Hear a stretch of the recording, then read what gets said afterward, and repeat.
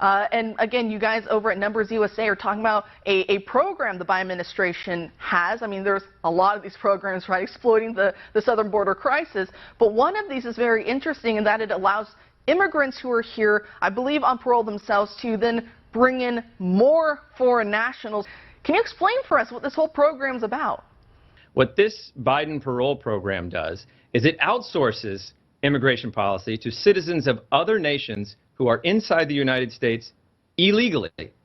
So in other words, what happens is somebody who is inadmissible into the United States has been released into the United States by the Biden administration under parole, which is an abuse of parole power that H.R. 2 would have corrected, which is why we're angry that it wasn't attached to any of these funding bills.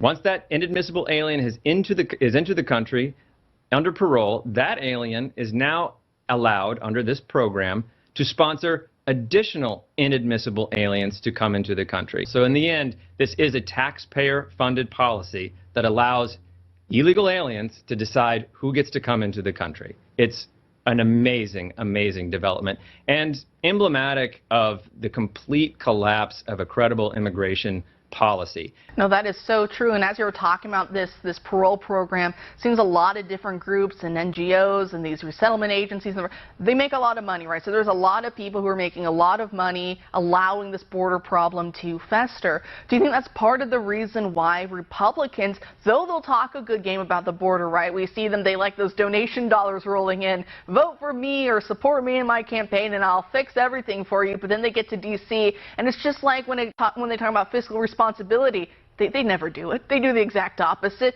Even when Trump was in office and they had both the House and the Senate, what did they do? Not build a wall. So it doesn't seem like they really have the political spirit, because do you think that there's a lot of powerful donors and others that they really don't want to mess with too much? They'll do just enough, right, to get the base on their side, to get the donation dollars rolling in, but they're not, a lot of them at least, not all, but a lot of them aren't going to go so far as to actually threaten their own career in any substantial way. Do you think that is what hampers a lot of true border reform talk?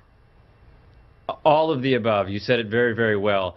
Our message to our activists, our members of the Numbers USA community, is that our responsibility as citizens, as the citizen lobby, our responsibility does not end at the ballot box.